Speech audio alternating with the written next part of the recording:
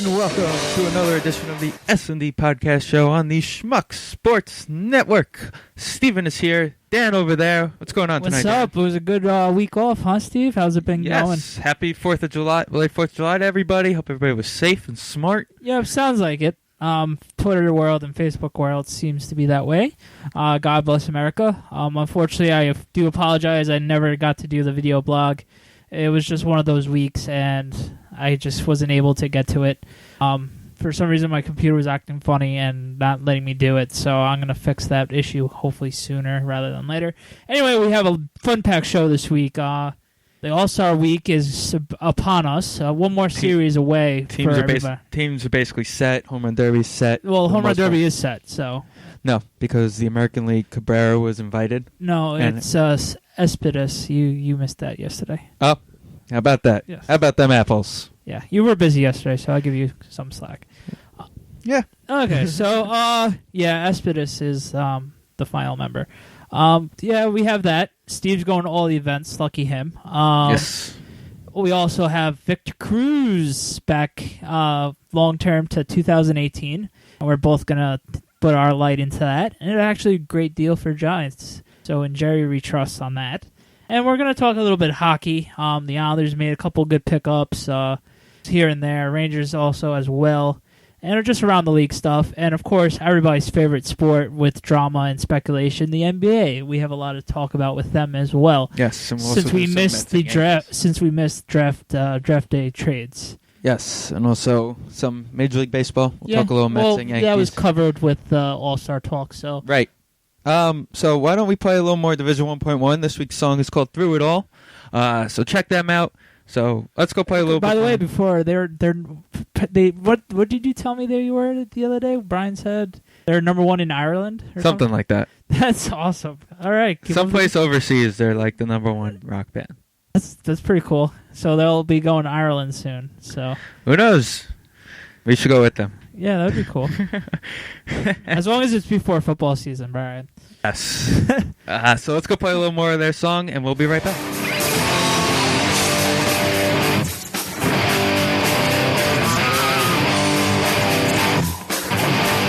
Welcome back to the S&D Podcast. You just listened to Through It All by Division 1.1. We're going to talk, our first segment tonight, we're going to talk about baseball. We have a big baseball segment tonight. First off, we're going to start off with the New York Yankees because we always start off with the Mets. That's because we're Met fans. Well, that too. But that's why we always did the Giants first back in football season. Yeah, pretty much. Yeah. Anyway, talk about the Yankees. Last time we spoke, last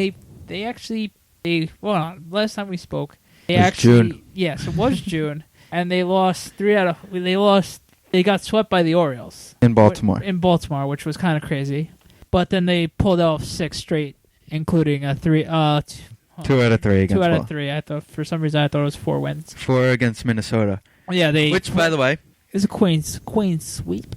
I would like to state that the coolest thing I've ever seen a team give a guy retiring. Yes, I was also going to mention was that. the broken bat rocking chair. Yes, the Twins gave Rivera. It was very clever. Very clever. I would never think that in a million years, and that was a nice gift. And they said that was actual broken bats from him.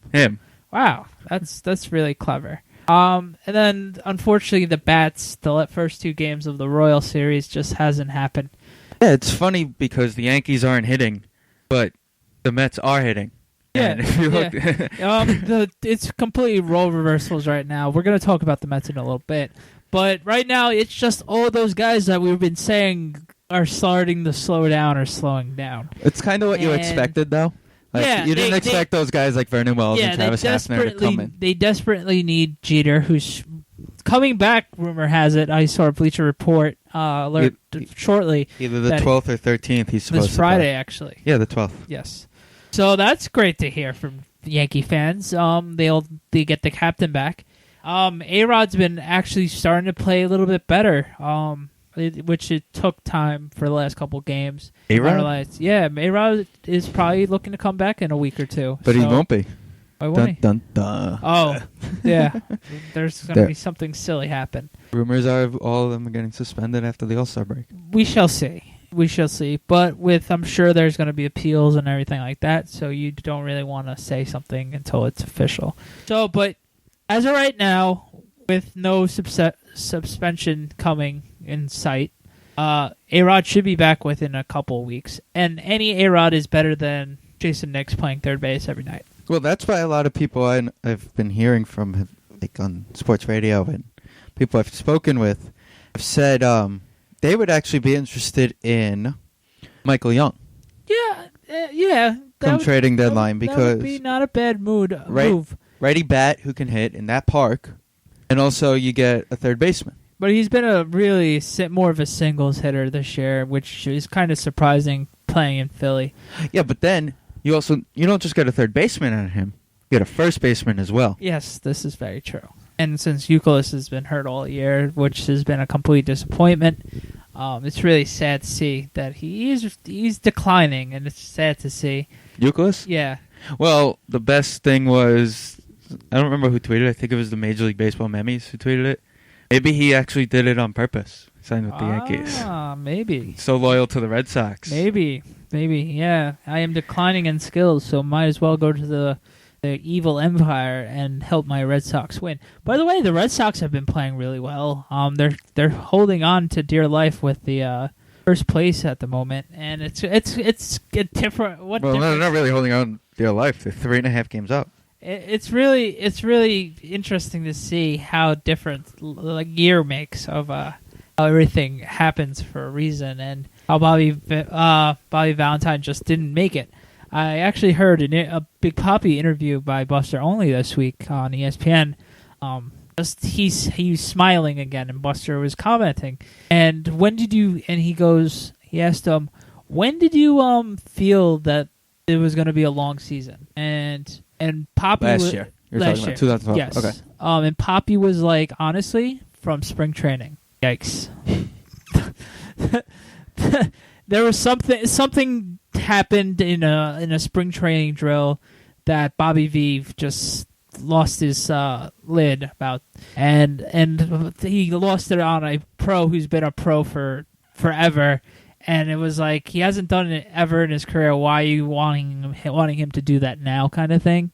And he picked the wrong spot, and that pretty much lost half the clubhouse before the season even started. That's what Papi said. It is what it is. It is what it is, but they're doing a lot better now. I mean, Tampa's right behind them at 3.5 games, and Tampa's hot. They're going into tonight, the 10th, while we're recording. They're on a 6-game winning streak. Tampa's hot. Baltimore's always there, and the Yankees are always there. Toronto could make a run, as we saw a couple weeks ago. They've been getting but hot. they're so inconsistent, though. Right. They have to do better on the road. Right now they're 18-25 on the road, and that's not going to get it done. Especially the American soil. That's what it is. I guess so. That's just not going to get it done. I saw something interesting. Talk about superstitions. Jose Bautista was struggling at the plate for a little bit, and one day he put on the wrong pants. And they ended up being R.A. Dickies. Ah. And then he went on like a 6-game hitting streak. So I guess he's been wearing Dickies pants. Yes. Oh, nice. That was an interesting thing that I saw. Let's stick to the American League next week, since it is basically the All Star weekend. It is, yeah. Go on. We'll do what we will predict for we'll do our second half predictions. We're doing that finals tonight, or next week. Okay. Next week we'll do it. Okay. We'll do our final, like who's going to finish where. But let's go through the American League right now, since we're on the American League. Okay. All right, I'm going to tell you the division leader, and you're going to tell me if they're actually going to stay there or not. Okay. We're going to start with the West, Oakland. Oh, I knew you were going to go there first. That was the division I had first on my sheet. They've been playing so freaking well. You want me to say first? You want me to go first on that one? I'm going to say no. You say Texas? I'm going to say it's going to come down to Texas and the Angels. Because I feel like the Angels are ready to make that switch, flip that switch on. Yeah. And they're going to start playing a lot better. But Texas, they're 3 games under still, and that's. Yeah, but they have a team built that they could just turn a switch. Oh, absolutely. I'm not taking that away. With the Angels we're talking about, of course. But Texas, I just feel like every year we count Texas out. They lose somebody, we count them out. I think. But look at them. Now they just like, okay, whatever, we'll just keep playing. And they just keep bringing up guys. I honestly really like the Angels. Not the Angels, the Rangers. But the Oakland has been playing really well, and they're a team, and they've been one of the hottest teams in the league since last year's second half of the year. Right. A couple weeks ago, they won. A couple weeks ago, I heard a crazy stat. At that point, they had 102 wins to 59. Something crazy, like something ridiculous winning percentage since last year at that time. And that I like how scrappy they are, especially them leading the division, especially with the payroll they have against the Rangers and Angels this year. You just got to tip your hat to them, and that's really amazing to see. I'm gonna stick with them. I'm gonna stick with them. You're gonna stick with the A's. I'm gonna stick with the A's. Okay. If I lose, hey, they're other than the Rays and other teams, they are like the bottom of the payrolls, and they're finding ways to turn it into gold. I mean, the hottest team since our last show in all of baseball has been the Pirates. Yes. And look at the A's. They've beat them 2 in a row right now. Yes, and they're playing them again tonight on the 10th while we're recording for the third game, going for a sweep. I mean, yes, everybody, we are counting the Astros out. Yes, and Seattle. You mean Jason Bay is not going to get really hot and Jason Bay hold that team up? Hey, he has more home runs this year than almost his whole career as a Met. So. Well, that's what you expected. It's a contract year for him. Yep. So congratulations to that. I bet you if we kept him, he would have had a nice year. Jackass. All right, next division. Where it's going to be more of an obvious question, even though the second place team could make a run, but I don't see it. The AL Central. Well, is this going to be a snooze fest? Can we agree to? I'm going to tell you who I think's going to be end up being the second place team, because Detroit's going to keep that division. Well, that goes without saying. You think Kansas City's going to? I think Kansas City's going to end up in number 2 and possibly be within a game of a wild card come the last week of the season. They are only 5 games out, which is impressive. I'm just waiting for the Tigers to just put the gas pedal on it and just cruise away with it. They haven't. They're like that really hot girl at the bar. They're just chilling. They're teasing you. Yeah, and they know. Just gonna they know when to call it quits, and they're gonna just say bye bye. Obviously, if I was a gambling man, which I am sometimes, but not in this particular situation, I'm gonna obviously stick with Detroit. They have been proven. Shocking. And their pitching staff, without Verlander being Verlander yet, and a couple other guys not being who they are supposed to be yet.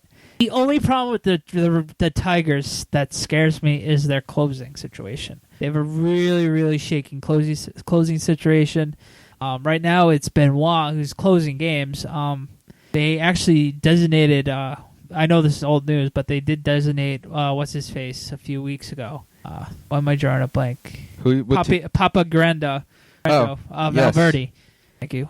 Yes. Valverde got designated for assignment a few weeks ago. So they have a short leash. They have Rondon, who is a very good closer, could be the closer in the future, but they haven't trusted him yet. So I think if he comes around and starts striking out people, they can get that strong bullpen ready back in position as they're supposed to.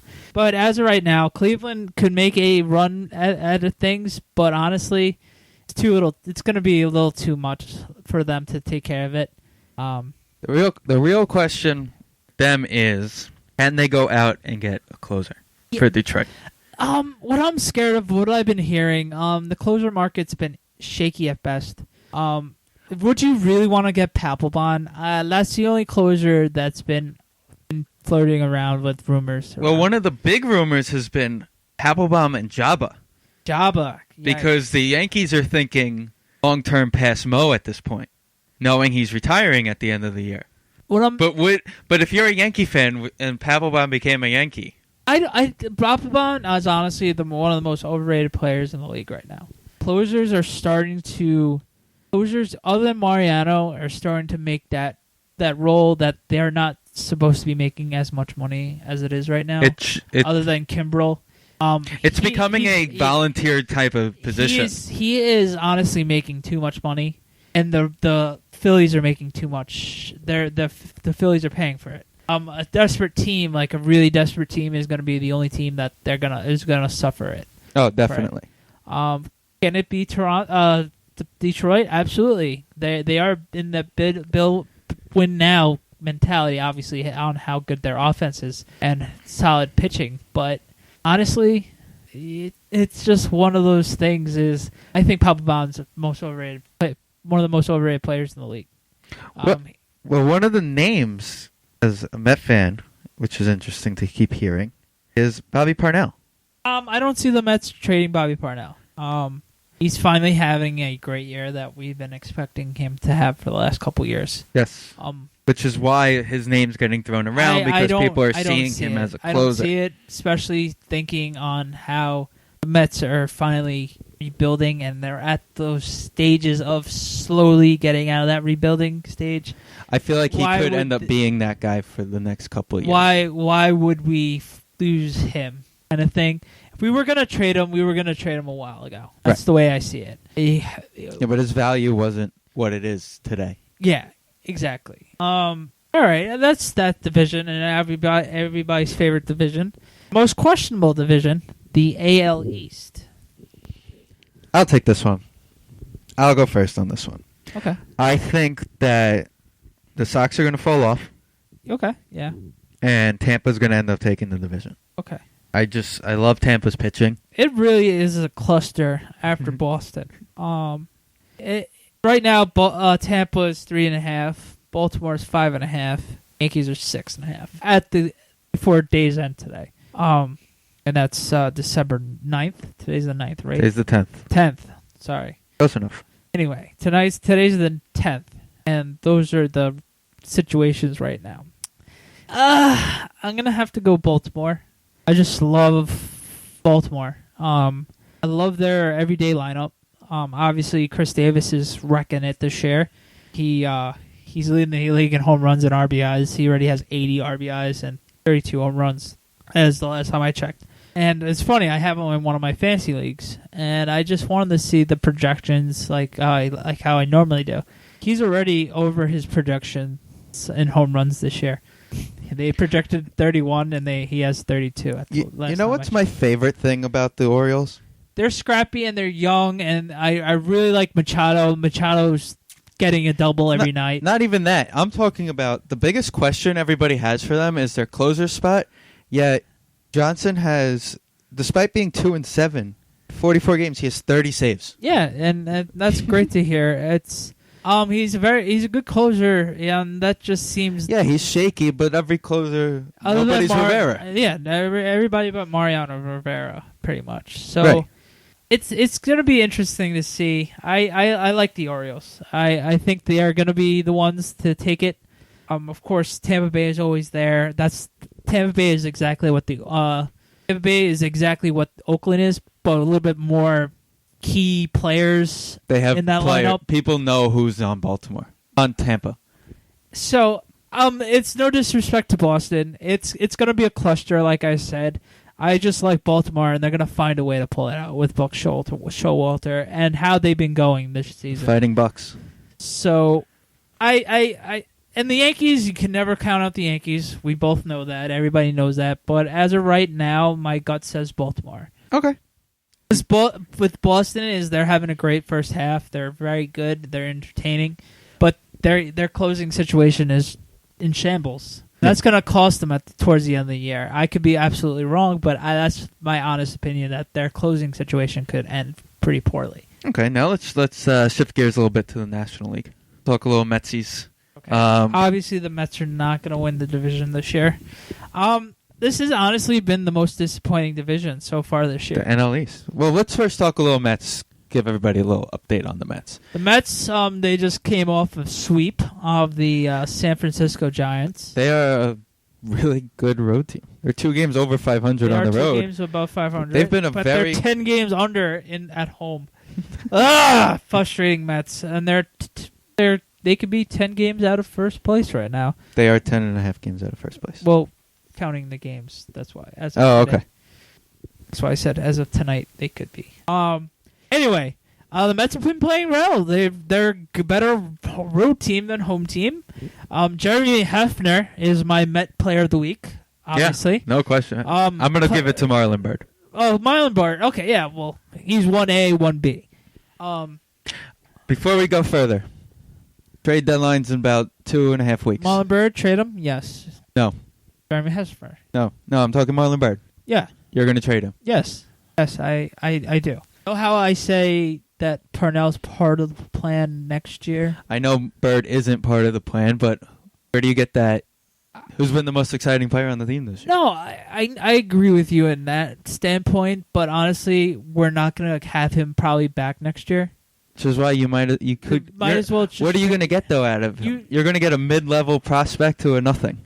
But you never know. You never know. You can have that one crazy trade, and when that trade could turn out to be a great trade, you never know. Today on the 10th, Collins was on with Mike Francesa, and he asked him the same question about Marlon Byrd. And Collins' answer was, "Well, I didn't want to trade Beltran 2 years ago, and look what happened. Look what we have now." Yeah, but that's a little different scenario. Players, right. But of course, Byrd is no Carlos Beltran. But honestly, if we can get him at his highest value and trade and get like maybe a good, decent reliever or a decent pitcher, or a young outfielder that has had trouble like putting it together in a particular team, and maybe he needs a new change of scenery, and maybe the Mets are it, and we turn him into gold, kind of thing. I would definitely look into that. Pretty much what we did with Eric Young Jr. Ever since Eric Young's become back on the Mets, he's been doing really good, and we have a leadoff hitter again, which is phenomenal to see since we know how desperate we've been since Jose Reyes has been gone. He's been a spark plug. He really has. He's been an amazing spark plug. I've loved that pickup since we got him. When we got him, I loved that pickup. Yeah, the moment we got him, we actually like that. And I know we've had that talk in spring training. We needed that leadoff guy. Needed that leadoff guy. Which makes you think, though, you keep him after the season? Yes. Or you spend money like they say we can now on a guy like Ellsbury. Well, Ellsbury's a funny character. He's had a little bit of a hamstring issue the past couple seasons also. Ellsbury he's great 1 year, shaky the next year, vice versa. Right. So on and so on. Would he be a great fit for the Mets? Yeah, obviously, because Mets don't have anybody awesome like Ellsbury on the team roster right now. But we could definitely keep Ellsbury and Ellsbury. We would be able to get Ellsbury and get Eric Young, because Eric Young is playing left field, and we would have Ellsbury playing center field. That is true. So we could actually have both. So, and Eric Young's only going into arbitration. But that's a decent comparison. That'd be great to see. It'd be scary in an American League park, because then you could have them batting 1 and 9. Yeah, but that's not going to happen. Would be no reasons to do that, because they'll be hitting 1 and 2. Yeah, you have. So, I would put Young 1 and Ellsbury 2. Yeah. To be honest with you. Yeah, got a little bit more of a pop out of Ellsbury. Of course, but that's here or there for right now. That's just hypothetical talk. Right. That's a dream of a Met fan. Anyway, well, our pitching staff has been our best. If we had to grade our team so far, our starting pitching staff obviously has been A+ right now. Minus Markham. But as you can tell, he's been hurt, and he was just playing hurt, and he finally gave it up. So they actually are saying that he has the same thing Dylan G had last year. It's never good. Which is scary. Yeah, that's never good. For a personal standpoint, obviously, I'm going. It sucks for his career, but God, he's healthy, and hopefully they find it before it could be damaging. Right. To his life. And you know what? If somebody signs him next year, hopefully he'll turn around. And yeah, it's just one of those things. And you wish the guy the best. Obviously, Harvey's Harvey. He's going to be hopefully starting the All Star game. Yes. Wheeler has to get his kinks out, which any rookie other than Matt Harvey has to get through. Yeah. Wheeler's got to work. We got spoiled last year with Harvey, and so far this season with Harvey, that a lot of Met fans weren't realistic with Wheeler. Right. Well, that was because Wheeler has always been that guy. Yeah, he's quote-unquote better. It was supposed to be better than Harvey. So on and so on. Forth. Dylan G has finally stepped it up the last month, so that's great to see. Him and Hefner have stepped it up. tremendously. I don't see why next year the two of them can't be the 4 and 5 guy. Absolutely. Especially at a camp. That's going to be the situation right now. What I'm hoping for is John Neese come back healthy and better than ever, but hopefully we don't rush him back, especially the severity of his injury. Right. Then again, it's the Mets, so that means he's having surgery in the end of September. Yes. So hopefully John Neese comes back better than ever. If not this year, next year when he'll be our solid number 3. Right. 2 to 3, depending on how Wheeler does, to be fair. Well, you got to think that Wheeler's going to be on another pitch count next year. Well, no. He'll be on another innings count. Let me rephrase it. Depending if the grass is always green, if the grass is green on our side of things, obviously Wheeler, we would love to have Wheeler as number 2. Right. But you never know. He could have. Obviously, he's going to be at least our top 3 pitchers. But if he's not as, oh my God, he's supposed to be Zach Wheeler, the phenom, or what Harvey was this year, kind of thing, then Neese is going to be the number 3 guy. Right. So it's going to be one of those things that you want to see happen. It's going to be show me what you can do, Sandy Alderson, at the end of the year. So that's the biggest question I have for the Mets is Sandy Alderson basically grew up in the Oakland A's organization. Yes, exactly. That's where he got his name, which turned out to be a team that didn't spend money, which is why the Mets brought him in to cut the payroll, which is exactly what he's done.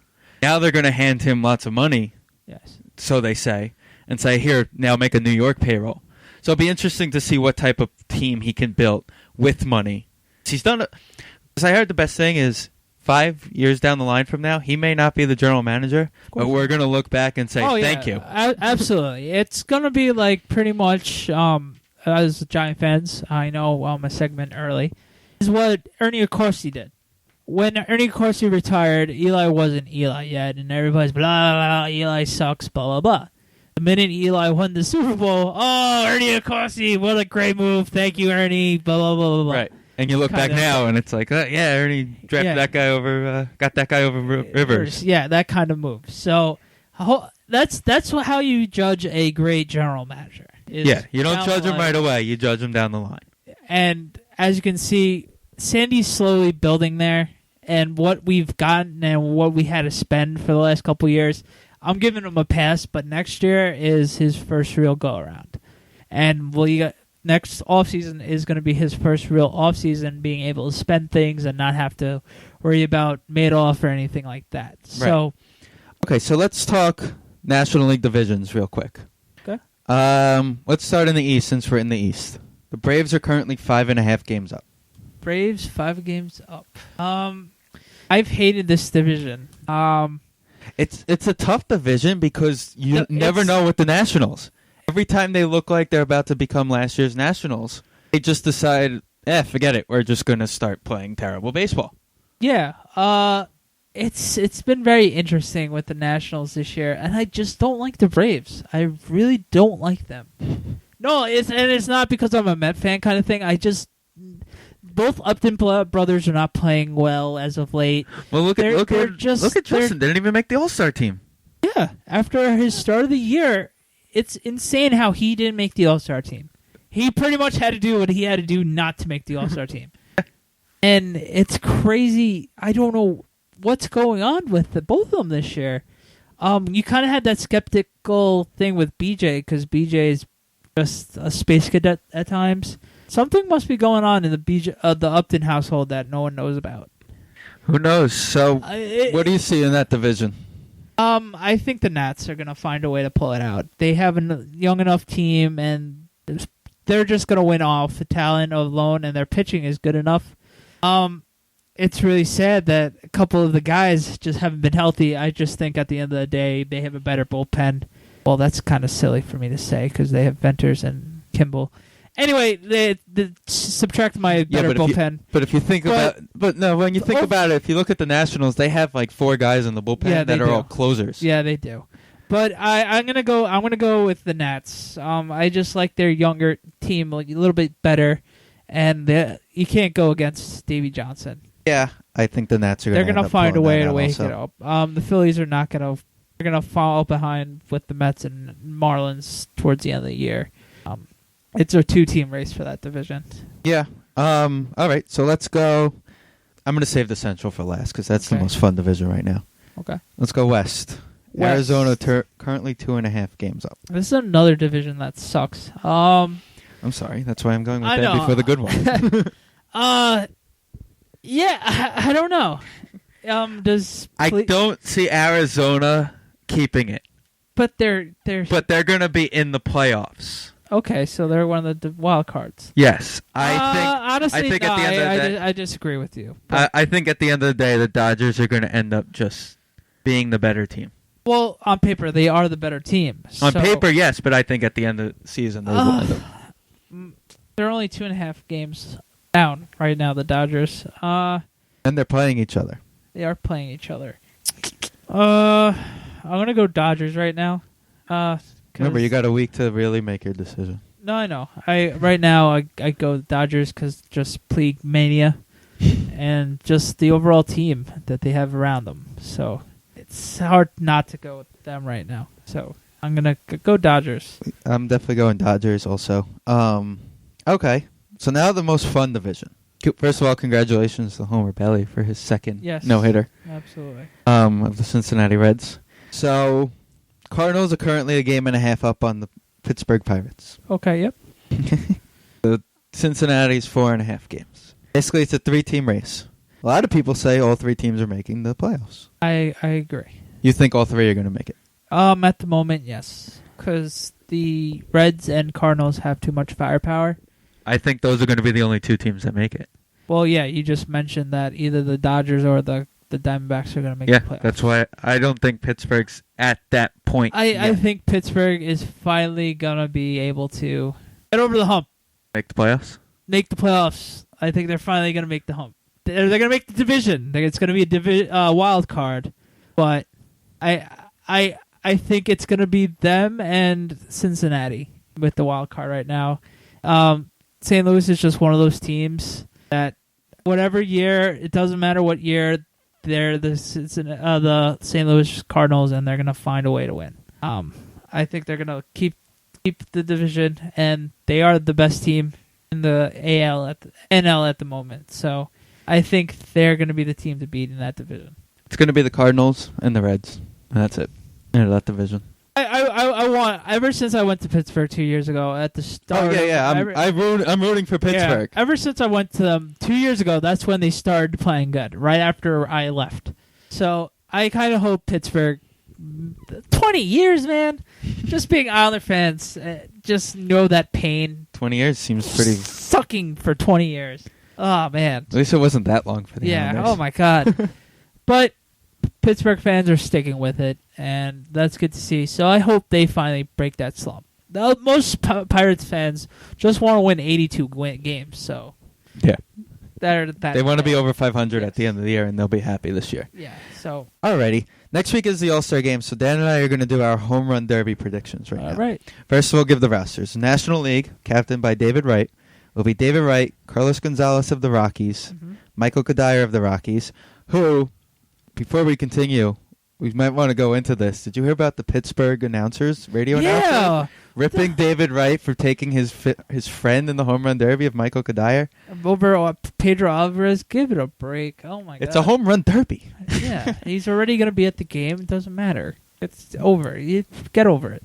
Anyway. And Bryce Harper is going to be the other one for the National League. Okay. American League will be Cano.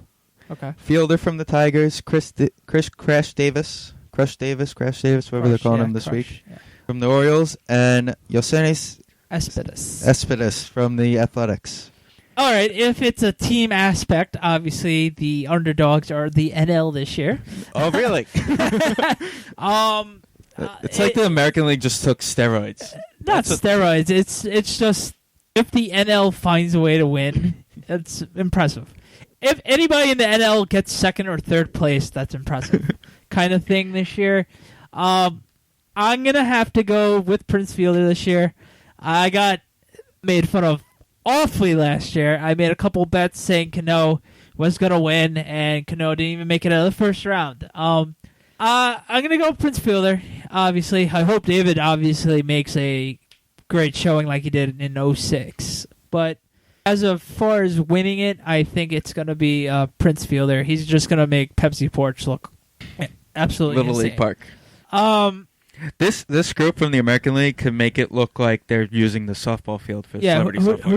Who do you think is going to win? I'm actually going to give it to Chris Davis. Okay. It's going to be one of those things. We were talking before the segment about lefties in this park with the Pepsi Porch. That's going to lead us. Thanks for the setup for the next question after you finish why you think Chris Davis is going to. I just think he's on that role where he's just everything he pretty hits. much what Hamilton was in 08 at Yankee Stadium. Okay, fair enough. Whatever ball gets thrown at him, I mean, if he could do it with a 95-mile-an-hour fastball, imagine what he can do in batting practice. Fair enough. Okay. All right. Well, we both got our winners. Obviously, we both want David Wright and Robinson Cano to do well. I personally like Cano, so I always root for Cano. Oh yeah, big Cano fan. So, where do you want to see? Where will be the most impressive home run in Citi Field be? Since we're there a lot of games this year, and we've seen a lot of home runs. Not supposedly Mets, unfortunately, but we've seen a lot of home runs hit in Citi Field. So we have a good sight of where bombs are at Citi Field. Where would you love to see someone hit the bomb home runs? The most impressive to me, I'm going to give you two spots. Okay. I know one already, but you could say it. Back of the bridge, because we've seen the bridge. Yes. Adam Dunn has made that Dunn bridge. And Ike. Dunn and Ike have made that bridge. Yeah. But I want to see not the third level and right, but over the actual seating area of the Pepsi Porch. That back area where by the sign and by the flags. By the flags and the... because I've seen about 10 to 12 rows up from Davis on a home run. Yeah. I've seen that, but I think somebody in batting practice can actually hit it over that. I could see that. I want to see that. There's three spots for me. Obviously, Pepsi Porch... on the back, maybe around the Pepsi sign. Right, like I was just saying. Like you were just saying, around the concession stand. That would be pretty sick. Right. The second, obviously, Pepsi Porch. I just said that. The Shea Bridge. Mm-hmm. By the way, Shea Bridge, did you see that they had the logos? Yeah, that was cool. That was cool. They finally did that. They redid the whole bridge, the new surface and everything. Yeah, that was nice to see. Just a good time for an All Star game. Of course. Anyway. Why not do that 2 years ago? Yeah, exactly. Anyway, and it was the Shea Stadium patch, which makes it awesome. Yeah, the final year at Shea Patch. That made it even sweeter. Anyway, obviously the Shea Bridge, and the third one would be over the apple, off the scoreboard, kind of. Well, I've seen it. Well, was it Ike? No. Giancarlo Stanton. Okay. Yeah, that would be impressive. And they do have guys' power. I've seen Cano last year's Met Yankee game. He hit the apple. He hit the apple. Yeah, I remember that. I was there. Bombed, yeah. I watched that. Yeah, I watched that ball end up in the apple. So did I, with Tommy. And that was just one of those, damn. And another thing which was funny, Buster Only or Jason Stark, they were both talking on the podcast. Should it be extra points if someone hits the home run apple? No. But the better question becomes is the apple going to go up every time someone hits a home run? I was thinking that the other day. No, doubt it. Because what if you go like back to back to back to back to back home runs? Yeah, and the apple's just exactly. you're going to break That's it. not going to happen. I can see the apple staying up. Yeah. I can see them leaving the apple. Minnesota kind of thing. I kind of agree with you on that because it's a home run derby, a home run thing. The one other place that would be impressive, I've seen a couple rows back in the second deck on left field. Yeah, but to hit the third deck, if someone can hit the third deck, that would be impressive. That would be impressive. Maybe Shake Shack? No, I'm kidding. They hit Shake Shack, they win. Honestly, I can't wait for this the home run derby. That's I'm excited. Be fun. The Futures game, I'm also excited about. Yeah, the game is the game. Yeah, the game's going to be the game. Question, are you going to cheer Carlos Beltran? Yes. Of course. He earned it. He earned it. I hope so. Despite one stutter of standing there, honestly, he didn't really do anything else wrong. Honestly, though, everybody's doing the same thing. It was the nastiest pitch I've ever seen. No matter who you are, you're going to stand there and watch that pitch. it was one of those just nasty pitches. He was looking fastball, and it was the nastiest curveball ever, and he was like, fuck. Let's not go into the bad memories. Yeah. But we will go play a little more Division 1.1 right now, and we will be right back. SNDPODCAST is in no way affiliated with, associated with, produced, or endorsed by Major League Baseball or any association.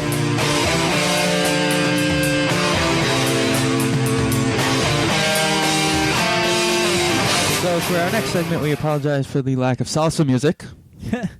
But we do have some good news for those football fans out there, those New York Giant football fans. Cruz. Officially re-signed with the New York Giants. We knew it was going to happen. It was just how much money and how many years he was going to get back. And I'm just happy it was done before training camp and the whole, is Victor going to show up to training camp? Well, you knew he was showing up to camp because he signed his tender. He signed his tender, and he didn't want to lose a lot of money for fines. So we all know how fine-happy Coughlin is. Anyway, that's behind the point. Yeah, we'll just ask Michael Strahan. Yes, that was actually on this week for the marathon. So yes, I saw that. Anyway, Victor Cruz signed 6-year, $45,879,000, and that's a lot of salsa. They said. We hope at least. That was one of the best deals I've ever seen. That helps out team and player at the same time. Okay, I'm gonna give you his base salary for this year, not his cap hit. His base salary is $630,000. Yeah. Next year, his base salary is $3,999,000. Bring in the money, money.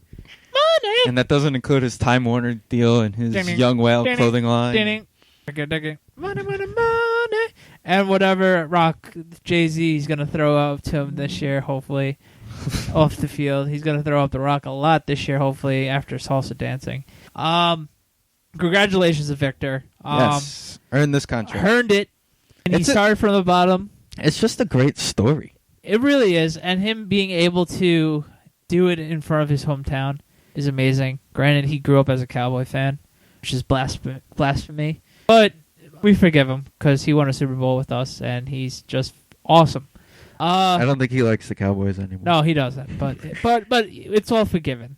I'm very happy. It's just one of those things that, as a Giant fan, you love to see stories like this, and it's great to see Victor here till 2018. And after that season, full season, March 2019, he's a free agent. Exactly. So it's great to see him back. Next person is going to be Hakeem Nicks. It's pretty much your move, Hakeem. We saved enough room, money and cap space for you next year with Victor Cruz. Victor Cruz is only the 17th highest paid wide receiver in the league. That's crazy to think about because on how well he produced and him making the Pro Bowl this year. But honestly, that's why the old adage of real Giant fans who know anything, in Reese we trust. Right. It's interesting because when you really you look at it after next year, the guy's coming off the books. A lot of people are coming off the books next year. Webster gained a year, so he's got 2 years. Deal comes off the books. Yeah, he's gone. Tuck's deal is over. Thing with Tuck, it's gonna be interesting to see what happens with Tuck. It's gonna be how this year happens with Tuck. Hopefully, Tuck actually stays healthy this year. Not some agging shoulder injury that's happened the last few years. Well, you heard it himself. He feels like he's Superman. So let's hope that's the case. Our offense shouldn't be touched by anybody this year. It should be one of those juggernaut offenses that shouldn't be touched this year. Well, Giants.com had an interesting thing, and I want to get your view on this. Should the Giants go to a 3-receiver set? That's of course. Honestly, we play 3-receiver set most of the time anyway, so it doesn't even matter. And the tight end we got this year was a beast last year. Brandon Myers. He was a beast last year for the Oakland Raiders. Did I say more? Yeah. Okay. Yeah. So our offense is going to be filthy next year. That's the one aspect of the game that I'm not going to be worried with, unless something stupid happens with injuries. Knocking on wood, of course. But it will be interesting next season, as the season progresses this year, to see if Nicks signs during the year. Well, we got to see about that. He had essentially a lost season last year. And he stay healthy. I think he can. He just had one of those fluky injuries. He rushed himself back 3 times last year, and all three times he rushed himself back, and he. Yeah, but he's got that constant knee injury every year. Well, yeah, the last couple of years, of course, but he's been proven that he'll be okay. It's been the last 2 years. It was on separate knees, I thought. I could be wrong, but. Yeah, but it's still knees. No, I know. Knee is a knee. If you have one issue with it, it's going to be a. But if he's going to be fine, he's going to work it out, and we're gonna just take care of business. I'm really not worried with Hakeem. If he stays healthy, he's obviously one of the elite wide receivers, and that just proves how awesome and dynamite our offense is. We saw what happened when everybody was healthy 2 years ago with the Super Bowl run, and he was obviously he was the main focal point.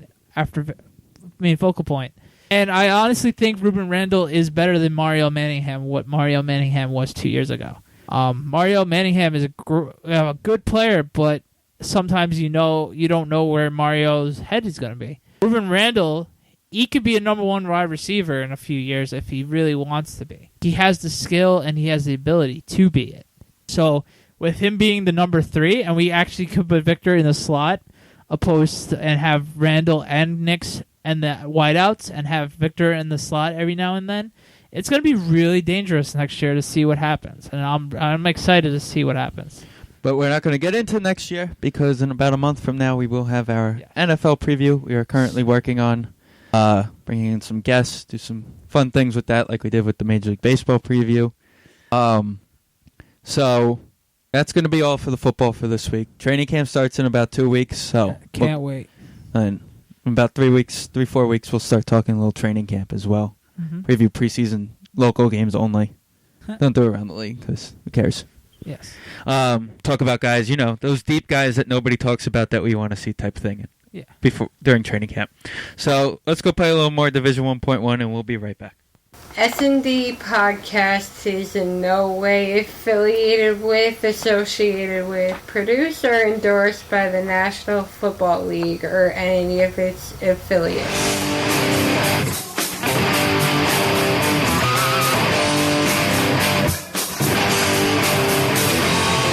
Welcome back to the S&D podcast.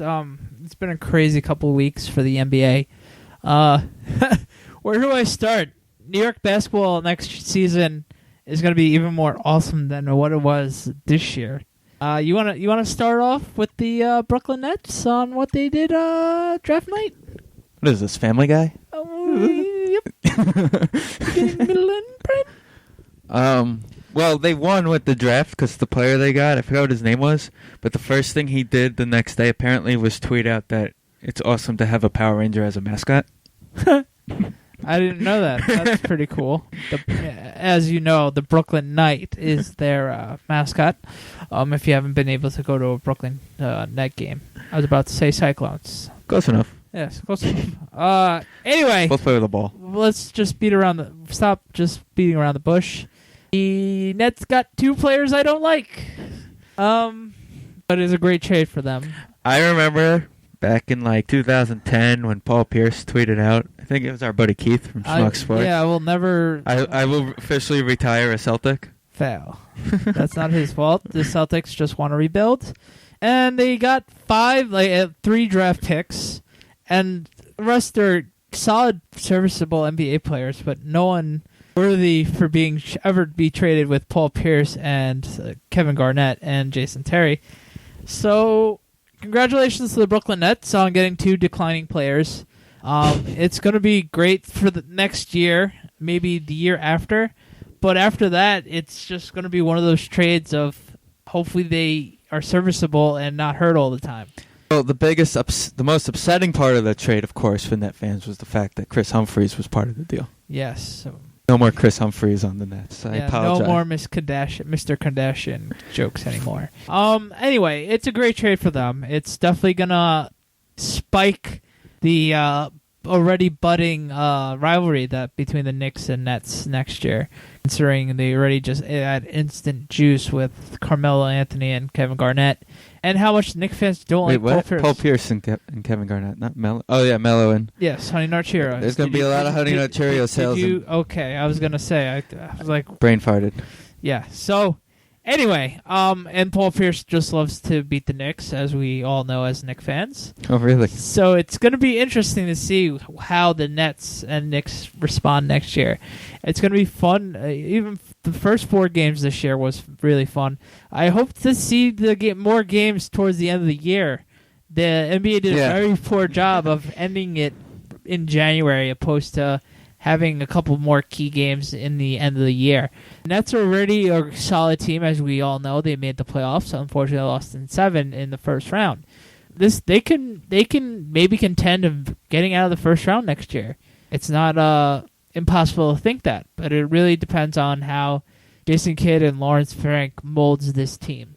On paper, they are amazing.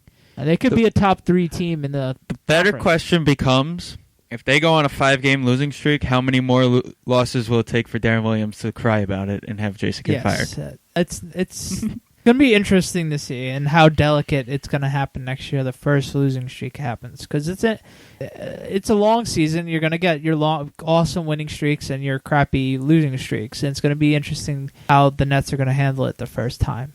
I'm sure it's going to be fine, but you never know. We do have some out-of-state breaking NBA news, but by the time you listen, it won't be breaking anymore.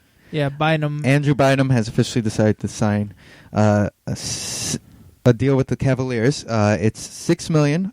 It's guaranteed. It's a 1-year deal, basically, with a team option for next season. And that's not. He's getting $6 million guaranteed, $12 million overall, $12.5 million option for the following year, which isn't bad for a guy who didn't play at all last season. I mean, that and the pure fact that he has all the talent in the world, and as a Laker fan, I'd be so freaking mad right now that we don't have him anymore. Would you? Yeah. Well, now that you lost Howard, of course. Well, yeah, that's what I mean. Right now, I'd be really mad. Well, yeah, because you lost Howard, but it just shows how much of a dirtbag Dwight Howard is. I don't blame him. He's the guy who couldn't handle the spotlight. Nope. And you could see it. You knew it. You could tell. Yeah. And Stephen A. Smith, you're an a-hole for bringing up the most ridiculous rumor about Melo's 50-50 on opting out the Knicks offer and going to the Lakers. That is the craziest shenanigans talk I've ever heard. Why would he leave $24 million on the table? And why would he want to go to the Lakers when D'Antoni is still the coach of the Lakers, probably by that time? And that makes sense. Duh. And then on top of it, go to the same team that an even bigger ball hog than Carmelo, Kobe Bryant, will be on the same team. That just doesn't make any sense at all. And who would ever think of anything stupid of that thing? They're just trying to make rumors for the Lakers and just make it more outlandish every time they make something. But that's my rant for the Lakers. They're declining. Slightly. Think about this. Opening day, their number 1 guy is Pau Gasol. Yeah, and it's crazy. And Steve Nash. Forget about Steve Nash. Yeah, who's a dinosaur now. Back to the Knicks. A couple of key things for the Knicks. Re-signed J.R. Smith. I guess no one really offered him a good contract for him to come back. So that's good to see. Really? Nobody offered him a good contract? Shocking. Yeah, it's unfortunate. Oh, but that's what happens when you are half a nutcase. Pablo Pridgy Smalls is back for a good couple of years, which is great to see. Yes. Hopefully he doesn't need ARP by the time he retires. And then the trade we all love to talk about. Before I start talking about the trade, I'm sure Steve's happy that we got Tim Hardaway Jr. from Michigan. Yes, that really jacked me up. You know what I was impressed with? The way they were talking about it on the NBA draft, during the draft, how I thought Knicks fans would just boo just because of his name. No, yeah. But you know what? He's a good player. So he's a solid player. He's got a great shot like his dad did. Yeah. And if he can work on his getting to the rim game, yeah, he's going to be a hell of a player. And he's also really good defensively. So that's key, especially having him and Shumpert on the team. He's Novak shooting-wise, but better defensively. Okay, well that's where I was gonna get to. That's the way I would look at him right now. He's got a lot to learn. We had a big trade. I thought it was a great trade. The only thing I wish we didn't have to give up, but that's every Knick trade, is draft picks. We picked up Bargnani from the Raptors, who hasn't had a great couple years. Who was also a first overall pick. But I think it was more he needed a change of scenery and not be the main focal guy. Next year, coming into it, he's easily the 2 or 3 top targeted players. So he's got to be like 4 on the Knicks. He's going to be 4. Because it's Melo, Sotomayor, Chandler, and then it's either Smith or him. Yeah, and honestly, you can never have enough big men. Granted, he's very soft, but having 2 7-footers on the court at the same time, and the way I look at it is Tyson is all defense and Bargnani is only offense. So we have 2 good power centers at the same time, which is going to be really key to have key bodies, and that's how we got beaten up last year. So maybe he steps it up and he stays healthy for once a year, and he loves being a Knick, and all systems go. We have a former first overall draft pick help the Knicks win for once. It's gonna be interesting because a lot of people just say he's a Steve Novak who could rebound. Yeah. So really it becomes a and see what happens type thing. So it's gonna be interesting. The Knicks are really gonna have to work hard this offseason, considering on how much better a lot of teams got around them in the division. And of course we'll do an NBA preview. Of course. Come NBA season. If there's any major NBA talk or news, we'll definitely be hitting it up. So don't worry with that. I mean, there's nothing really to talk about unless you want to talk about Chris Anderson, who re-signed with the Heat. Hooray. Yes, those tattoos stay in Miami. So let's go play a little more Division 1.1, and we'll be right back. SNDPODCAST is in no way affiliated with, associated with, produced, or endorsed by the National Basketball Association or any of its affiliates.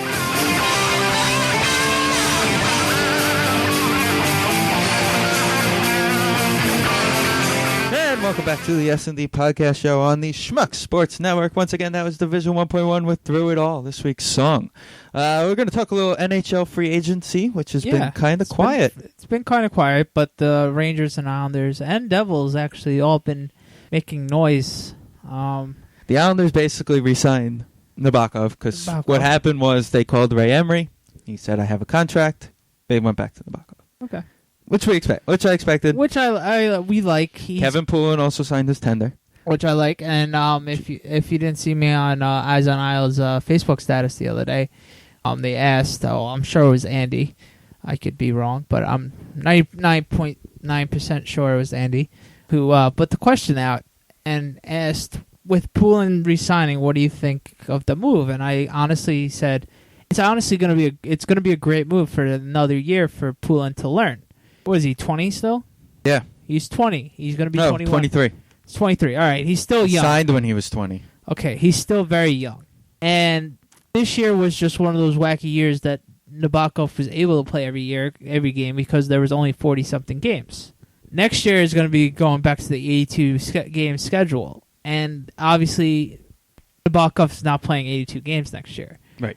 Marty Brodeur doesn't even play 82 games, even though he comes really damn close to it. Right. But Poulin is going to be playing a lot more games next year, and it's going to be a true test for him to get a little run through on if he is capable to play multiple games back to back, and he's going to be able to keep his head focused when he doesn't play 10 games in a row. But they need him to win a game the next day after a crazy back to back. Well.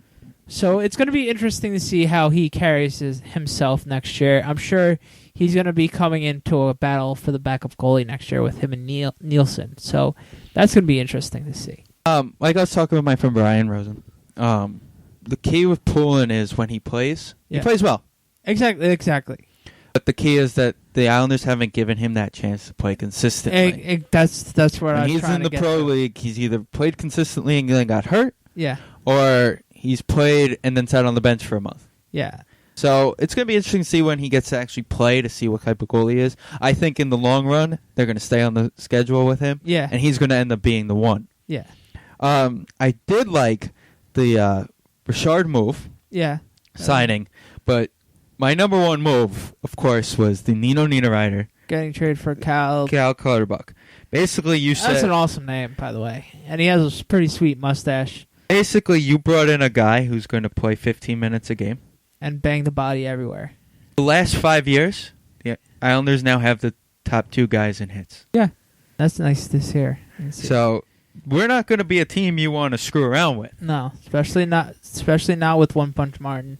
Nope. And Cal Clutterbuck. So, they're not a team to screw around with. They've gained depth, the Islanders. Yes. And also, another great move they made was the re-signing of Travis Hamonic for 7 years. Yes, that was the move. Basically, they said, hey, you're our one for the defenseman. Yes. Now go do it. Yes, which I love that move. Again, another thing. I know they're working on money with Bailey now, who's also a restricted free agent.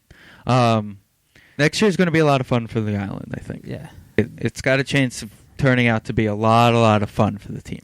Yes, hopefully they build on this year. The Rangers didn't really make too many moves. They didn't make moves, but they basically re-signed their own guys. But pretty much with the Rangers, how the Rounders did with Harmonic, they did the same thing with McDonough. Mack Truck re-signed for a long-term deal, which deserved. Hagelin re-signed today. Bunch of other smaller moves that if you are not a hardcore Ranger fan, you're not really going to care about. And the Devils, other than that big trade for Schneider on draft day, has been pretty quiet. They unfortunately they lost Clarkson to the Maple Leafs, but the Devils weren't going to pay Clarkson that much money, so no one was. So typical Maple Leafs for overpaying a player. Is what it is. Another cool thing that happened though at the draft, I thought was really cool. The general manager of the LA Kings is Dean Lamoriello. Who is son of Lou Lamoriello, who went to his dad and said, hey, give me $5 and I'm going to trade you our last pick in the draft. So they made the deal. And in New Jersey, Marty Brodeur went up to the podium and drafted his son. Yeah. Which I thought was really cool. Yeah, that was really cool. It was like one of those moments like, yeah, it was all right. Yeah, it's really scary to see that Marty Brodeur drafted his son. But it must have been a very proud moment for them, obviously, and it's congratulations to the Brodeur family. Also, congratulations to Marty Brodeur for being announced the cover boy of 2014 NHL 14. Yeah. I'm excited. They're trying to bring the old school game back. Yeah. And also improving it, and that's pretty cool. So I'm excited about that. Hasn't really been much other big moves besides Boston trading Tyler Seguin, second overall pick from a couple of years ago to Dallas. A couple of Twitter controversies. We won't get into that. Oh, no, I'm not saying what he said. He was clearly under the influence. He got hacked. He got hacked. Oh, yeah. It was more being under the influence and watching Full Metal Jacket. If you watch Full Metal Jacket and there's a Texas reference, you'll know what I'm talking about. And yes, a jackass decided to tweet that. So take it as you may. He said it was hacked. I say he was under the influence of some sort and wrote that. I'm not going to make an argument. No. Who cares? Yeah, who cares? But pretty ballsy. Whatever, it happened. It's over with. Best of luck to him in Dallas. Dallas looks like a team trying to build to win. Made a couple moves. But it's going to be a long off season because teams are trying to be careful. Yeah, because they don't want to buy people out. Cap in the next year. I will say one thing: the Cal Clutterbuck was traded to the Islanders and signed a 4-year deal, and that put them over the cap floor already. Yay! They don't have to go to that deadline and be like, "Shit, we need to get somebody." We don't need to get Tim Thomas this year. Right. So. That's a bright side for the Islanders. It'll be interesting to see what else happens the rest of this offseason. But, of course, we'll be one of the first stops to go to. And Eyes on Isles as well, Eyes on Isles, every day. Obviously, Eyes on Isles first because we're not all about hockey. They are. So check those out. They're great guys. And they always have fresh stuff. And it's great to see every day. That they're the main reason why I'm in the hockey still. Me still talking about the Islanders in July, that never happens. So thank you, Andy. Andy would be very proud of me with that comment just now. So thanks again. Keep listening to them, watching them, not watching them, reading them, everything like that. And of course, we will have Andy on again. Yes. So enjoy the rest of the off season, hockey fans. It's only about another month and a half of no hockey and training camp opens. Woo! SNDPODCAST is no way affiliated with, associated with, produced, or endorsed by the National Hockey League or any of its affiliates.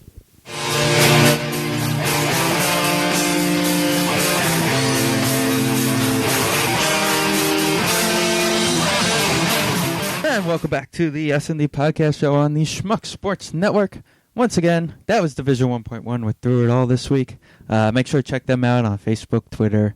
They don't have Instagram. Their music is on iTunes, Amazon, cdbaby.com, Division 1 point, spell out the word, .1.com.